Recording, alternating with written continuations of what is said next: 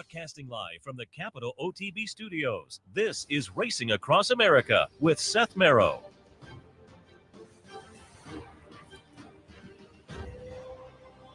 Yes, this is Racing Across America, and yes, I am Seth Merrow. Thanks for joining us on this Saturday morning.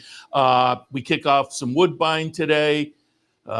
Churchill a little bit later on. Don't forget on Monday, Finger Lakes opens up. So some of the tracks I know people enjoy are kicking off this weekend. The Keeneland meet ended yesterday, and that means Churchill today. Churchill is an evening card, and because of that, we will be open late here at the Clubhouse Racebook. If you'd like to come down and play some Churchill today, you can. We will have nighttime thoroughbred action available, and that will include that good Churchill card. And also open late here at the Clubhouse Racebook, 711 Central Avenue in Albany. Same place that yesterday we had the happy hour bankroll, and once again made a little money for everybody. Twice in the last 3 months or so. It's been the last race I played that this kind of pulled me out. I was treading water all day long. We hit a little triple. I was hoping to beat a favorite, but the favorite won. But I'd boxed it up, so we got a little something.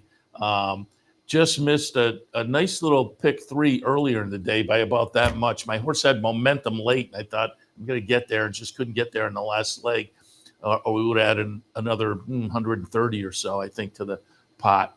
And there were a couple other close calls, but mostly, as I say, just kind of treading water all day long. And then the last race of the spring season at Keeneland turned out to be fruitful. Had a little win place money on the winner, had the exacta a few times, and so everybody walked away with just about $19. I mean, it didn't crush it by any means, but everybody got a little free money yesterday that was on the bankroll team. So again, we appreciate everybody who turned out to participate in the happy hour bankroll yesterday here at the Clubhouse Racebook. And keep your eyes, we'll notify you here as well, but keep your eyes on the website and the events calendar for promotions and events. As I say, the bankrolls really for a few months now have typically we have a happy hour about once a month, and we did the Yonkers bankroll, and there's some other promotions and events where you can wind up with some free money, and it's been lucrative, as I say, for folks over the past few months. So keep your eyes on that. Speaking of lucrative, potentially down at Aqueduct today, it can be lucrative for you if you play a pick six carryover down at Aqueduct. After the $100 winner, Alan Turing, got it done in the finale yesterday. There was also a $22 winner in there. And so carryover at Aqueduct in the pick six, $13,000 today. Pick six carryover down at Aqueduct. All right, a little bit later on, as mentioned, it's opening day at Churchill. So bottom of the hour, we will be joined by Tony Calo. He'll lead us through a little preview of the meet, as it were, with the Derby about a week away. We'll get some thoughts maybe on this afternoon's or this evening's stakes race down at Churchill, and more with Tony, again, bottom of the hour. And he'll be live. But yesterday I caught up with Mike Welsch, typically based down in Florida most of the year, but he's a workout guy for the Racing Forum, obviously. Up here at Saratoga, he's here all summer long, and they put together the really nice workout report for the Daily Racing Forum up at Saratoga.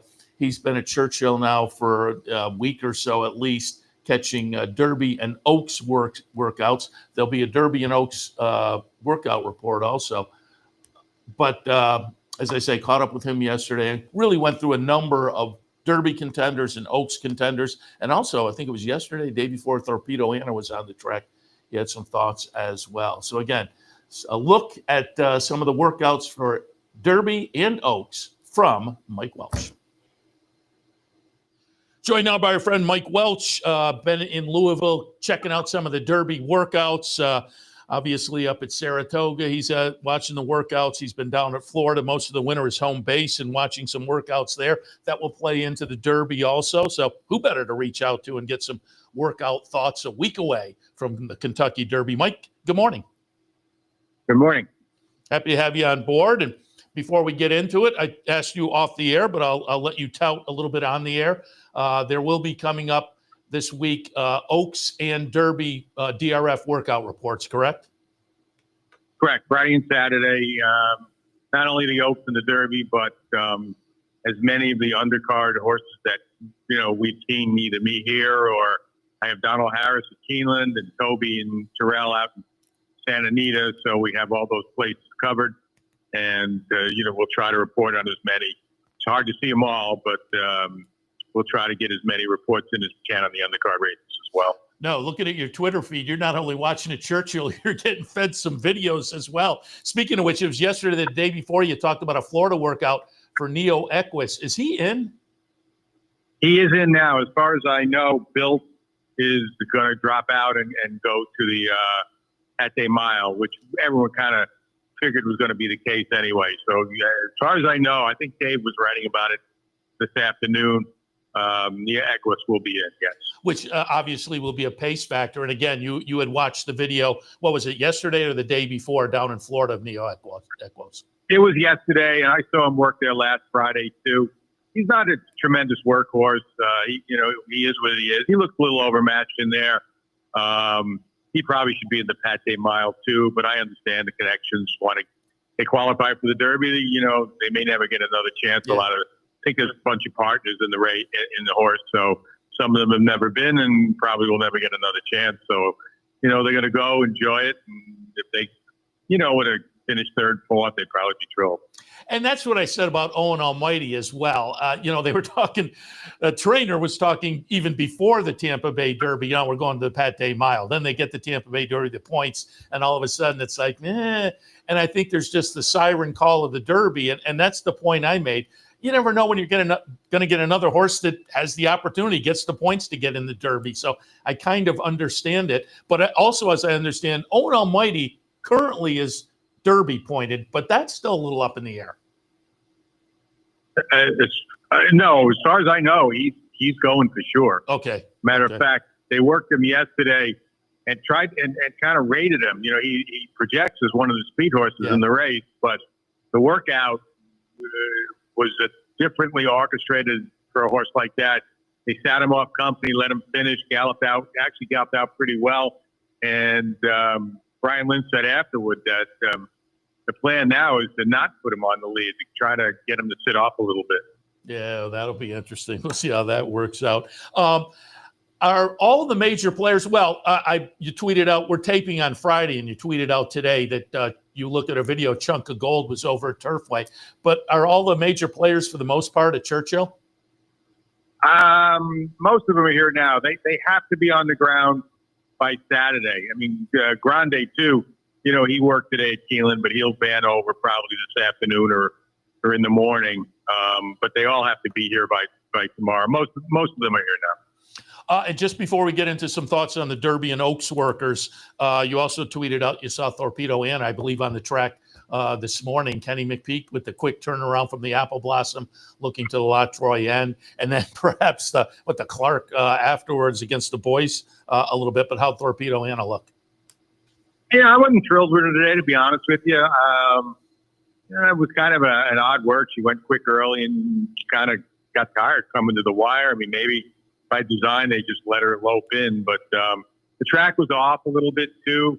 But I just thought it was kind of an average looking work to me. Now, she's never been like the greatest workhorse in the world, but I've certainly seen her a lot better than I thought she looked this morning. Yeah, interesting. All right, let's jump into it and get some of the players, Derby and Oaks, and obviously top of the list is journalism. Seems like there have been some good reports on journalism since arriving in Louisville. Yeah, he looks terrific. I mean, if you watch his last work on tape at Santa Anita, it was very, very good. A lot of good energy galloping out at the end of that work. And he just looks sensational. He's the best looking horse here. I thought Ned, he's been here 3 days and every day he just looks great out on the racetrack. I mean, on paper and from looks, he's certainly the horse to beat.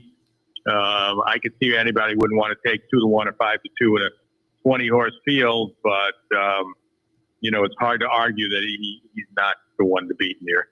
The horse I'm tilting towards seems to have gotten some good reports. Nice work, it seems like, last Saturday, Sovereignty. What were your thoughts on Sovereignty? Sovereignty is not a great workhorse. I mean, matter of fact, you would have bet against him in the Fountain of Youth and probably the Florida Derby if you went off just the workouts. But I like what I saw from last week. I thought it was a very good work by any standard, but by his standards, it was excellent. And I think take that as a very good sign that a horse that's that has been working just very average, but has been running terrific now, starting to work better. The only thing I haven't liked about him is he's got a little hot in the coat the last few mornings and days that it's not that hot. So sometimes that's not the greatest sign in the world. I don't see him on a regular basis, or I hadn't all winter. Maybe that's just him. But I know in his last work here and the last a couple of works I saw down in Florida, I don't think he did that. So it's something to keep an eye on anyway. It's a bit of a concern, but I could certainly see why anybody would lean toward this horse as their top pick. Yeah, I have to think with Bill Mott and the second in the Florida, I think sets him up nicely. So, but there were some pictures out on Twitter. He was lathered up a little bit. So, for folks who are concerned. Yeah, worse yesterday than the day before. And he was better today too. Yesterday he went to the gate too. So, I might have got him a little excited also, but I keep an eye on it. I mean, if it continues, then I'd be a little concerned. I don't think Bill's worried about it. Sandman. I also like Sandman. Looked good in the Arkansas Derby, although had things set up and got a little wonky down the stretch in the Arkansas Derby. But the workout this week from Sandman, I think, had Mark Casse happy. Yeah, he looked good. I mean, he's really hasn't done much with him since he got here. He's been mostly in maintenance mode. I mean, his works aren't kind of works where they got to tip you toward playing them. But certainly off his last race, you have to respect him. He got a big number. But I agree that wandering in the stretch, I take that as a bit of a negative, especially he's got to go another eighth of a mile. If he does that for, 16th or an eighth of a mile in the Derby, that's a little bit much to ask to overcome and still win the race. But I could see why anybody would, you have them in their top picks off that last effort for sure. He's looked good here in the morning. Don't get me wrong. His workouts have not been orchestrated to jump out the page. They've just strictly been maintenance, the two of them he's had here. And as I say, Mark Casse seemed happy, but Mark Casse really seemed happy. And I will quote you as well, because you seemed impressed earlier this week with the barn mate to Sandman going into the Oaks Lacara. And I was happy to hear it because I've kind of been on board her since the Tampa win earlier this year to start her season. But quoting you, the work this week from Lacara, quote, stole the show. Yeah, well, it stole the show that day. But if I had to rate the best work of the week I've seen since I've been here last week, boys or girls, that would probably be the one. I just thought she was super, super impressive. The question with her is she's kind of a speed horse, and there's a lot of speed in the race. So I don't know what strategy they're going to employ, and probably won't be decided until after they draw the post. So, but it was a terrific, terrific effort. Have you had a chance to see Good Cheer?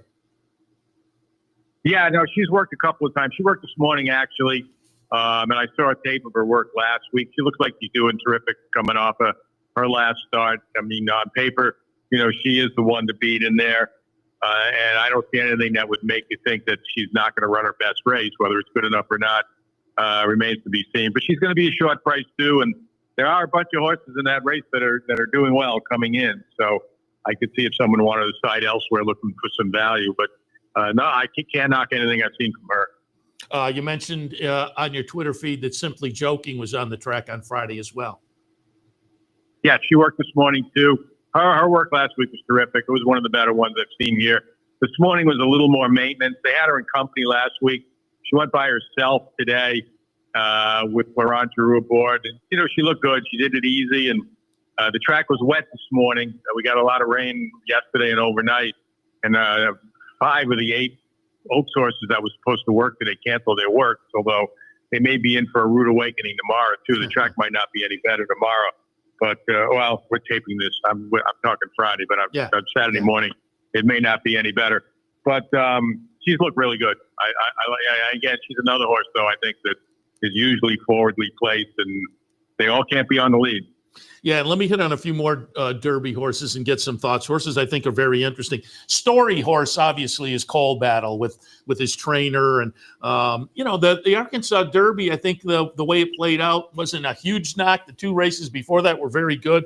Coal Battle's interesting. He worked earlier this week also. Yeah, he's worked twice there. I saw the tape from last week. I'm not a big fan off the work. Okay. to be honest. I mean, they're laying it out in the morning with him. I mean, he might not be ridden as hard in the Derby as he is in his workout. The rider is really, puts the pedal to the metal with him, and I'm not so sure it might not empty the tank a little bit too much. But he's going to be a big price in there, and I'd be surprised if he made the top 3 or 4. But I've been wrong before. Yeah, as I say, good story. Along with Wayne Lucas, has American Promise been out on the track? Obviously he has, but have you seen him? Yeah. He had his last work at Oakland Park, and I wasn't crazy about that. He went 7/8 of a mile from the gate. He got really tired at the end of it. But he looks really good in the mornings here. I don't know what that means, but he's one of the ones that on his gallops every day, seems to be a real happy horse out there. Maybe he likes it here. I mean, this is Wayne's home, really, and I guess looking at he started out here. But another horse that I would not be having in any of my picks in the Derby, just handicapping wise. A couple others that I find interesting. Luxor Cafe. Again, you tweeted yesterday, the day before, he was just kind of galloping around in the chute a little bit, getting, I guess, some experience, at the track and whatnot. But any thoughts on Luxor Cafe and what you've seen so far, limited that it may be? Yeah, it is too limited to really have an opinion. And even the other Japanese horse, Admire Daytona, he hasn't done a whole lot here. His one work wasn't really a work. Luxor Cafe on Friday did a little bit more than he had his first day, but I'm going to guess at some point they're going to work him. But from what I've seen so far, we've seen better Japanese representatives, at least training-wise, coming in here than these two have appeared to be so far. And the other one I find interesting, and maybe amazingly getting a little bit overlooked, I feel like the horse I like, Sovereignty. When I tell people that, they're always like, yeah, I like him too. So I'm wondering what I'm going to get odds-wise there. But Burnham Square, despite the win in the Bluegrass, there's not a whole lot of conversation on him. Have you seen him this week? Yeah, he's a small little horse, but he's kind of like a fire plug. He has his head tucked in and really looks like he wants to, do more than they're letting him do in the morning. His work was good. I can't knock him. It looks like distance is going to be his friend. The further he goes, the better. So I could see him, making his presence felt. He's gotten better with every start. It's amazing. You look at his buyer numbers, every single race he's progressed to. If that's the case, and he moves forward again, and a mile and a quarter suggests he might, I think he could be get a big piece of it. I find him interesting as well. Well, let me just ask you. You kind of alluded to it with Lacara, but not since you've been in Louisville at Churchill and watching some of the works. Give us your 1 or 2 best Derby and Oaks workers. Well, Lacara has been definitely my favorite, of the Oaks workers, although Simply Joking was very, very good too. The horse that we haven't mentioned, there's been a couple of horses we didn't mention that worked really well. East Avenue, I thought looked good working last week. And I think the sleeper of them all is the Maiden, Publisher. Okay. He looked terrific last week working. I mean, this horse seemed to improve leaps and bounds when they put blinkers on him, ran second to Sandman in the Arkansas Derby. Came back with a terrific work here last week. He made Tistastic look like a 20 claimer working in company, and Tistastic is the more fancied of the two for Steve Asmussen. And I know it's hard to make a Maiden winning this race, but I really see this horse at a big price hitting the board if he continues to train the way he's been training. It looks like the blinkers have made a huge difference with him. And East Avenue also put blinkers on for the first time in the Bluegrass. Ran very well. You got to think on paper maybe a mile and a quarter stretching it. It looked like there was going to be some pace with him. But now with Owen Almighty, the connection saying they're going to take him back, maybe Avenue could get out there and steal it. I thought that would be a great story with all the hype about him before the Breeders' Cup Juvenile, and then he walked out of the gate and ran, really had no chance. It would be funny if he comes into the Derby kind of under the radar and were to steal it and win and pay about $35. Yeah, I'm glad you mentioned those because they were certainly on the list of horses that were interesting, along with, I'll toss out another one that we haven't mentioned yet, Tapan Street. You tweeted out, I guess you were at Payson for the work, last week sometime. And it was interesting because after the Florida Derby, we were down there obviously covering the Florida Derby. And in the winner's circle, it sounded like Brad was going to head up to Churchill fairly soon with Tappan Street. But I think he's just become a real resident down at Payson. And so that work, as I say, last week was down at Payson. Your thoughts on Tappan Street? Yeah, I actually saw 2 works of his there. He's doing very, very well. Brad changed his mind just looking at the weather forecast, and he did made a good decision there because he would have missed some training time, and he didn't miss a beat down there. This horse is doing terrific. I mean, I know he's only had 3 starts. Brandy's only had 3 starts, but that used to be a no-no in this race. But we've had a couple of horses, win with only 3 starts under their belt, including Mage a couple of years ago. So, I wouldn't discount him on that regard. He's doing terrific. I think this horse is going to be right there at the end of Pan Street. I like him a lot. Also, what about the California horses? Bob Baffert returns to the Derby after a 3-year absence. Any thoughts? Have you had a chance to see much of them on the Churchill Strip so far? Yeah, Rodriguez has been here a little longer than Citizen Bull. Citizen Bull just got here. I didn't love. I thought his last work was okay. California Citizen Bull. That was just 2 days ago. And both he and Rodriguez are speed horses too. So I kind of forgot about them when we were talking about East Avenue. But they're going to have a say in the pace as well. Citizen Bull though looked amazing this morning. It was his first day here. He got here yesterday. First day on the track on Friday, and he only jogged, but he looked just unbelievable too. Just like journalism does. Just he stood out. Physically, just kind of watched him go around there this morning. You're down there, so I'm just curious, is there this year, or who is it? There always is one, but it may not define itself for another few days. The buzz horse, the wise guy horse? Nah, not really yet. I mean, I think if there's going to be a wise guy horse, believe it or not, it's going to be that Maiden Publisher. Yeah. And he's going to have one more work, but Steve's last work, they don't let him do anything. So it's not going to come out of that. But I think there was a little buzz around his work last week, especially the way he dominated his tastic in it. So, and he's got IRAD on him. I think that combination, his price will be a little lower than you would think a maiden would be in the Kentucky Derby. Yeah, it's a maiden in the Derby, but off of that Arkansas Derby, he's clearly very live. Before I let you go, not going to hold you to it because we're better than a week away, but what direction are you leaning in? Too early. Never make a pick. Jay Cribben taught me you can't make a Derby pick. At least until they draw the post, which will be tomorrow night. But I want to see these a little bit more. I mean, I got about a handful of them that I'm thinking about. Obviously, journalism's at the top of the list, but I'm kind of one of those guys that hate to pick the favorite unless it's American Pharoah or something. But right now, I mean, he's definitely the most logical winner in my mind. Whether I pick him on top or not, I'm not sure yet. So we'll see. Ask me that next Friday at this time, and I'll. That's perfectly fair. I totally get it. And again, we appreciate the visit. We once again will tout coming up next week. There'll be DRF workout reports for Oaks and Derby and undercard races as well. Highly recommended there. Mike, always appreciate the time, and we'll talk again. Okay. See you soon up there. Very good. Mike Welsch from the Daily Racing Form, a guy who you definitely want to lean on when it comes to workouts. So who better to reach out to for Oaks and Derby works than Mike? Stay tuned. Thanks again to Mike for taking the time.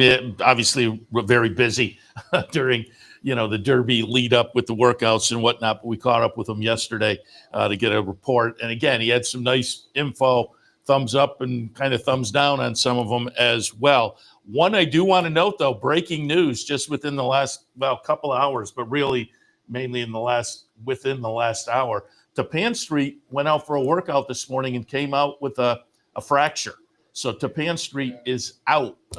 Reported on Twitter that transported to undergo some surgery, expected to recover. But Tappan Street is out. That brings rendered judgment in and leaves Baeza 1 out, according to my list here.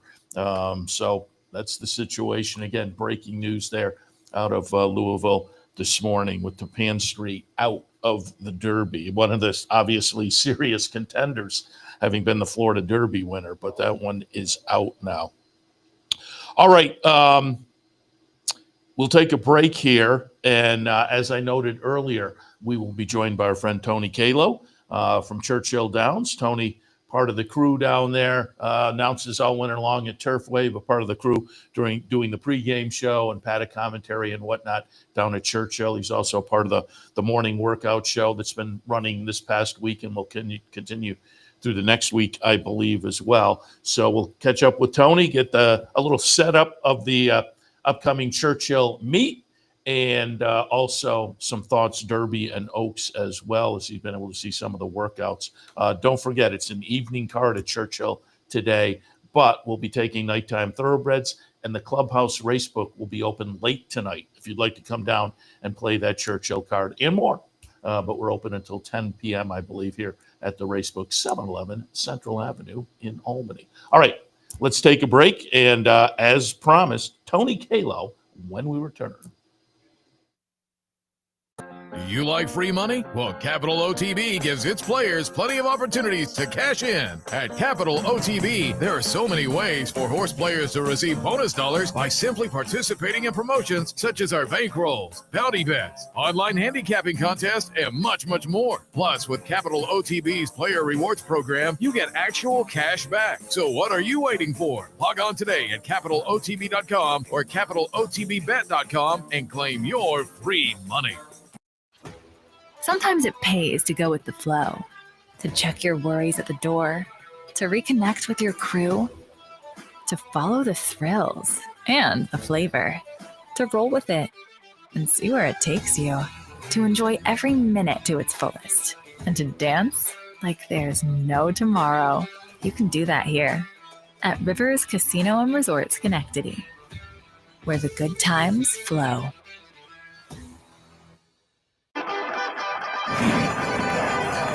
Want to get your career in horse racing off to a fast start? Well, the University of Arizona's Racetrack Industry Program is your winning ticket. The Racetrack Industry Program has served as a springboard to some of the industry's most successful individuals, with a proven track record of job placement right out of college. If you want to earn a degree in the exciting horse racing industry, the Racetrack Industry Program can put you in the winner's circle.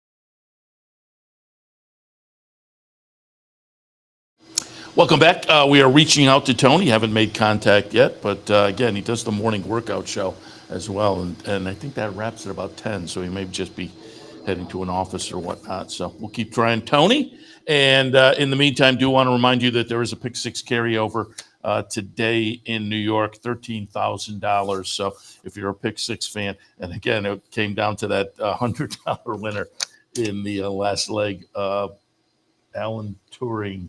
At $101.50. Sovereign Awards were announced earlier this week. Sovereign Awards are the Canadian equivalent of the Eclipse Awards. Horse of the Year was Patches O'Houlihan. And when we were up there,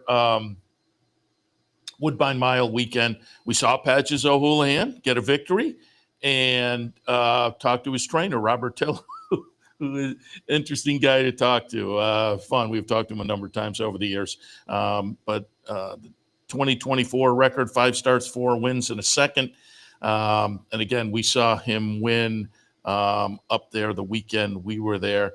And he winds up, the vote totals were Patches O'Houlihan, 97, Full Count Felicia, 49, Filo di Ariana, 48.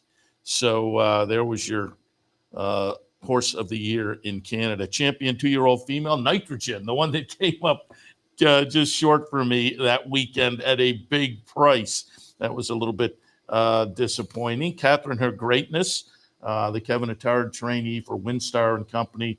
When we talked to some of the Windstar people down in Saratoga, talked a little bit about Catherine Her Greatness, even in Saratoga, but winds up being the King's Plate winner and gets the 3-year-old female award. Some other notables, Full Count Felicia, the Al Gold runner, who had the nice front-end score, trained by Kevin Attard, winds up the turf female, the turf male, Fio D'Ariana from Mark Cassie. And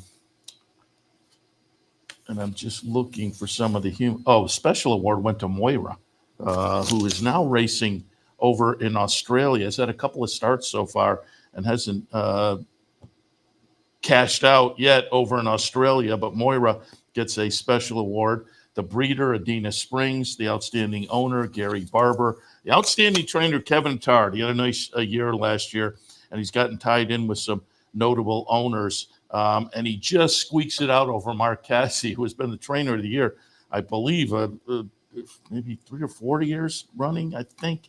But the vote totals for trainer of the year, Kevin Attard, 135, Mark Cassie, 134. Oof, close one. But again, it was a really nice year for Kevin Attard. Sahin Savachi is the outstanding jockey, and Sylvia Vivas, who is riding in New York this winter, was named outstanding apprentice jockey as well. And we talked to her, I believe she was on board Patches O'Houlihan. I think we had talked to her after the Patches O'Houlihan victory up there the weekend we were there. E.P. Taylor Award of Merit, Roger Atfield. Special Sovereign Award goes to Emma Jane Wilson. She became, I think, the leading female money earner amongst, just looking here. Yeah.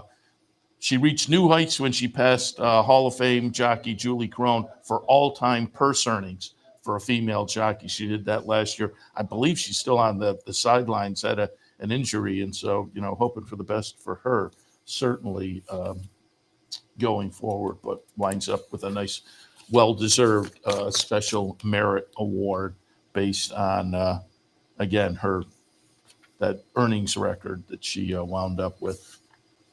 I mentioned Tapan Street came out of a workout this morning with an injury. So Tapan Street is out.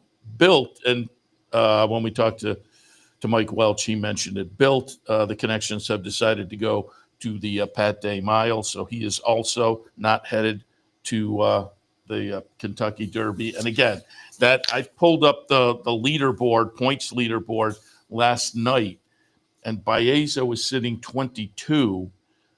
And at that point, it was known that Built is crossed out on the list already. So Baeza was 22. With Tapan Street coming out today, Render Judgment gets in, and Baeza moves to the first. They draw the post tonight at some point, and as things stand at the moment, there's an AE list, and he'll be Baeza first on the AE list. So we'll see how that all works out. But people have been kind of, he's talented enough, and he would be in if they had a bigger field out at the Santa Anita Derby. But because of field size, the rules said they cut the points in half, and that left him on the outside looking in at this point. And people are feeling like he's talented. We'd love to see him in the field, and kind of squeaking closer and closer, as it were. But it does look like today when they draw, again, save for anything changing up as the day progresses, he'll be sitting 21 of 20 as the first also eligible. And I'm not sure how many also eligibles they name. I don't think it's too many. And I'm just looking who would be next. Omaha. No, that one's out. California Burrito with 20 points potentially. And they had a historical list here. I'm kind of looking for it, which tells what the points were in previous years. I was just curious to see. I don't know whether I'm going to find it here. Oh, here we go.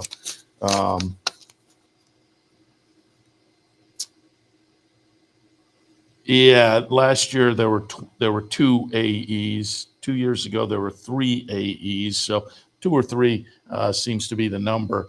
And last horse to get in, you're looking at 20-ish points. No, 40 would have been 19 last year.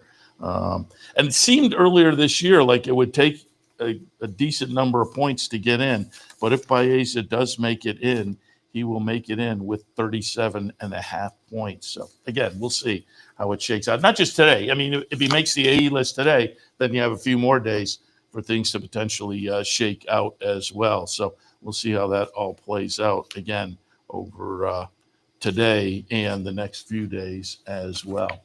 All right, why don't we take another break, and we'll maybe try Tony again, see if we can connect with Tony Calo on opening day at Churchill Downs, kicking off Derby week. So we'll take another quick break, and when we come back, hopefully Tony Calo. If not, we will plow through. So stay tuned. Coming right back, the American, the European, and it is theatrical in front. Trembolino driving hard, full out into trouble again, and here is the winner, and theatrical has won it. Absolutely spectacular.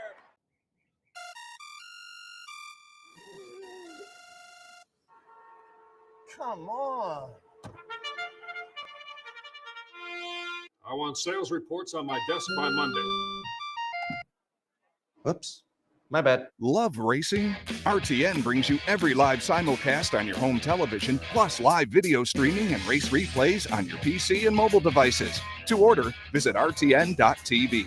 RTN, a breed apart.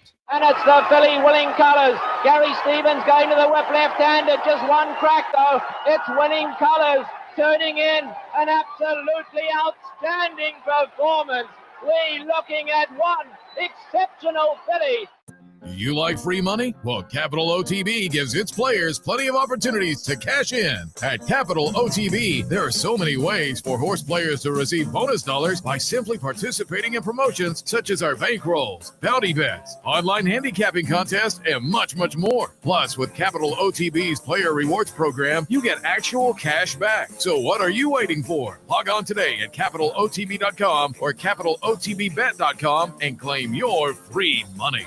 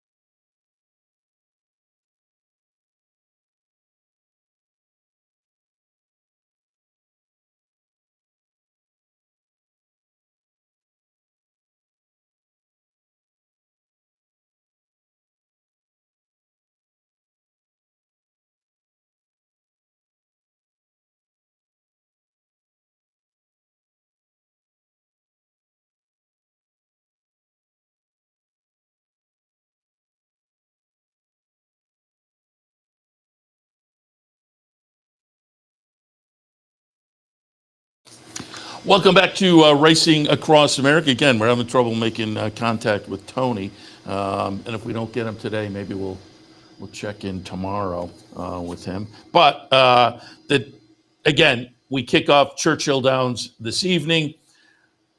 That means yesterday wound up Keeneland, and I pulled up the stats from the meet. Flavien Prat, leading jockey. Flavien Prat with 20 wins over a two-way tie in second, with Jose Ortiz and Luis Saez running second with 18. So 20 for Prat, Jose Ortiz, Luis Saez, both with 18. 16, Irad Ortiz doing well. And then Brian Hernandez, it drops down to 7. Joe Rosario and Juan Machado, 6 and 5. Ben Curtis with 4. But again, Flavian Prat, clearly the winner, but going well at the meet. Jose Ortiz and Luis Saez. No shock there. Jose Ortiz coming up that really, really good meet down at the fairgrounds. And he'll move over to Churchill because, again, Kentucky is kind of now his base outside of the wintertime in Saratoga. Last year, he kind of based himself in Kentucky. So I would assume he'll move over to Churchill for the spring. And we'll see where the others head out to. On the trainer side of things, came down to nice performance in the stakes yesterday, Brendan Walsh. So he winds up tied with Brad Cox at 10 on the trainer side of things. Wesley Ward with 9, picking up a number of those 2-year-old sprints. Chad Brown, Eddie Keneally, and Joe Sharp all tied with 5. So again, Brendan Walsh, Brad Cox lead the trainer standings at 10, although Wesley Ward right there with 9 in the third spot. So that was a little bit of a nail biter. The human side of things is always interesting, particularly at these boutique type meets where you got to be firing on all cylinders, really start to finish for the most part, or hit some kind of hot streak. Saratoga is a little longer than it used to be, obviously, but still at, the 7.5, 8 weeks, that one's fun to watch on the jockey and trainer side. And some of the other meets, it gets very competitive as well. I think the championship meet down at Gulfstream, they're all fighting for that. And so it's fun, but certainly the condensed meet spring and fall at Keeneland is kind of fun to pay attention to. Hall of Fame class for 2025 was announced the other day, and a little bit of a head scratcher. I'm a voter, a Hall of Fame voter, and I'll tell you, they send you a package, and it has essentially all the past performances for the horses and career records for the trainers and jockeys and whatnot. And there are 16 names here. I could have voted for all of them, but you don't want to do that. It's the Hall of Fame. You want to parse it out. So I sat down and really looked and kind of parsed it out, and eventually cast my vote for 6 of them. But as I say, I could have easily. They were all legitimately. I mean, the horses that were up. Blind Luck, Game on Dude, Groupie Doll, Havre de Grace, Kona Gold, Lady Eli, Rags to Riches, Smarty Jones, jockey George Chavez, trainers Christophe Clement, Kieran McLaughlin, Kenny McPeak, Graham Motion, Doug O'Neill, John Sadler, John Sheriffs. And you look at their career records, they're all fabulous. And as I say, I would have felt okay voting for all of them, but you want to kind of parse it out and make it special. And some of these will have opportunities down the road, but only one contemporary nominee got in, Smarty Jones, who I have to admit I did not vote for. Again, not that there wasn't a very good record, but Smarty Jones is the lone entrant of the contemporaries. Now, there is a historical committee that votes for racehorses and trainers and owners in the past. And a number of those got in. So the ceremony will include those coming up on August 1st, right up in Saratoga at the Fasig-Tipton Pavilion. But it was very surprising. The criteria now is 50% plus 1 vote. That gets you in.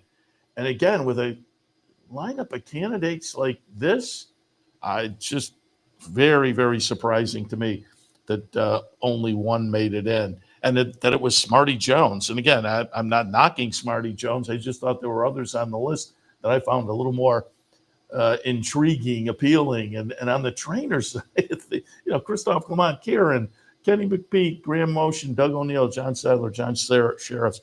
And again, you look at the packet of info that was sent out, and these are very solid performers, top to bottom. But it is Smarty Jones, the near miss up at the near miss, obviously in the Triple Crown, and certainly attracted plenty of attention to the game.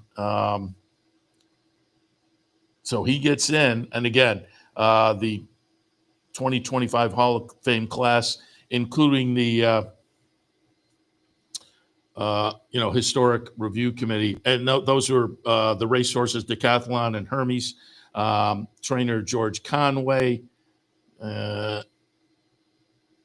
Ed Bowen, Arthur Hancock, and Richard Tenbrook were selected pillars of the have been elected by the pillars of the turf committee. And again, the ceremony will be August 1st, 10:30 a.m. If you've never been, it's fun and interesting. Oftentimes at the pavilion, it's standing room only, so make sure you get there early. We'll see how it winds up with only the one contemporary. But congratulations to everybody who got elected to 2025 National Museum of Racing Hall of Fame. Again, it came out just really a few days ago. Press release sent out from their Saratoga base. All right, again, Churchill Downs kicks off today, and I guess we're going to miss Tony. So we'll see if we maybe plug him in tomorrow. But in the meantime, let me just give you a little update on what to expect today. Post time, again, 5 p.m. So it is an evening card.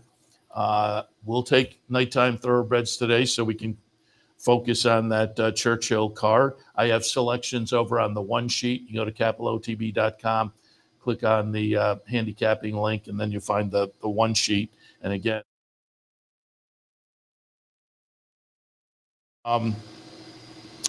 kicks off at 5. The feature today is the Roxalana. 6 furlongs for the Fillies and Mayors. I went 6, 8, 2, and 3. I put Harbor Springs on top. Greg Foley training. Speaking of Greg Foley, Bango, the winningest horse in the history of Churchill Downs. I think it's 12 wins at Churchill. Gets him the title, but he'll be back on Thursday. So that should be a lot of fun for Greg Foley. But Harbor Springs for Greg Foley. Irad Ortiz on board this evening. Comes in off a nice bullet workout. Hasn't been seen since February down at the fairgrounds where the horse won, but I think is set up to run nicely in here off of that bullet workout. So I put Roxalana in the Roxalana. I put Harbor Springs on top. 6, 8, 2, and 3 in the feature tonight at Churchill.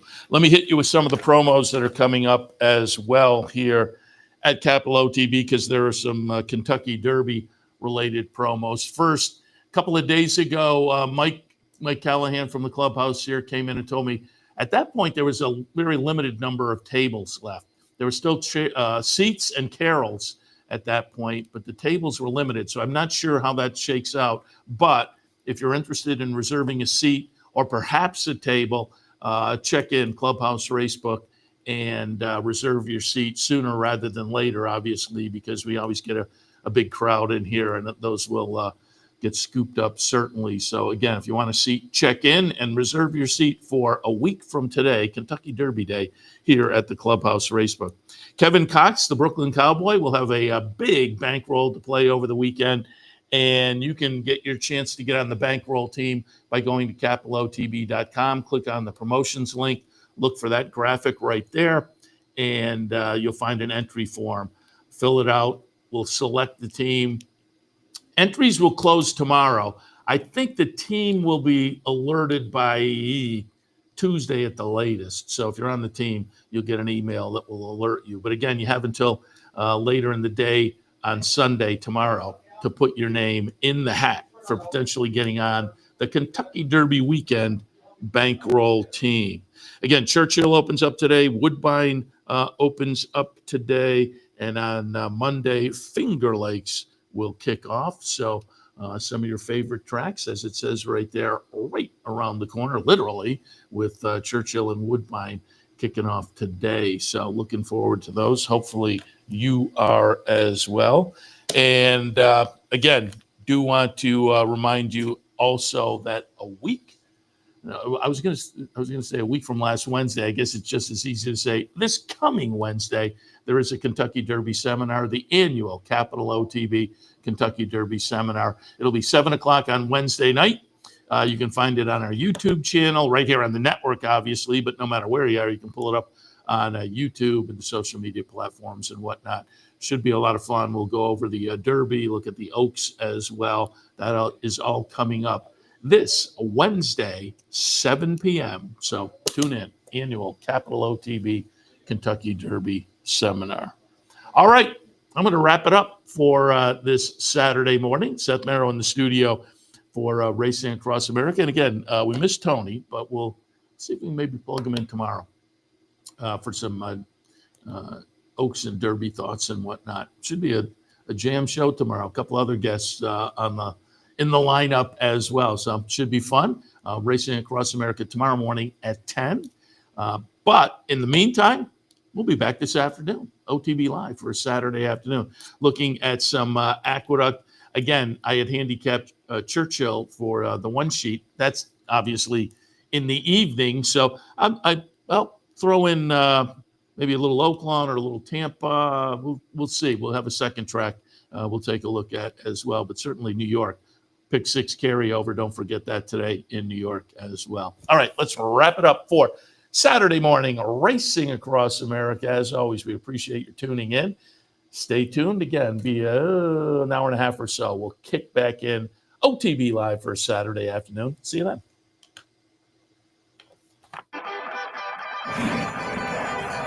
Want to get your career in horse racing off to a fast start? Well, the University of Arizona's Racetrack Industry Program is your winning ticket. The Racetrack Industry Program has served as a springboard to some of the industry's most successful individuals, with a proven track record of job placement right out of college. If you want to earn a degree in the exciting horse racing industry, the Racetrack Industry Program can put you in the winner's circle. Haven't signed up for a Capital OTB account yet? Now's the time to take advantage of the sign-up bonus. Open up a new account with $200 or more, bet $400 by the end of the month, and receive a bonus $200 into your account. Plus, you can take advantage of everything an OTB account has to offer.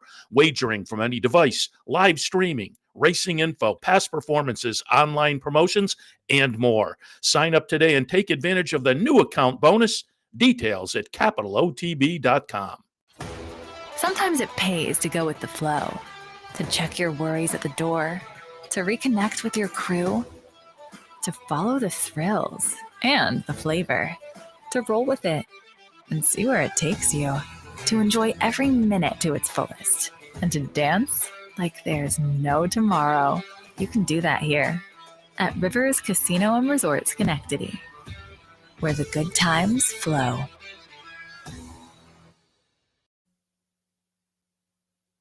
You're watching OTB TV, a service of Capital Off-Track Betting.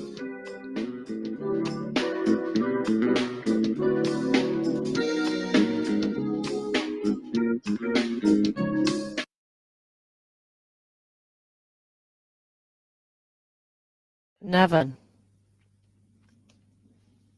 This is the Irish Stallion Farms EBF Salsable Stakes. It's Group 3 over the man.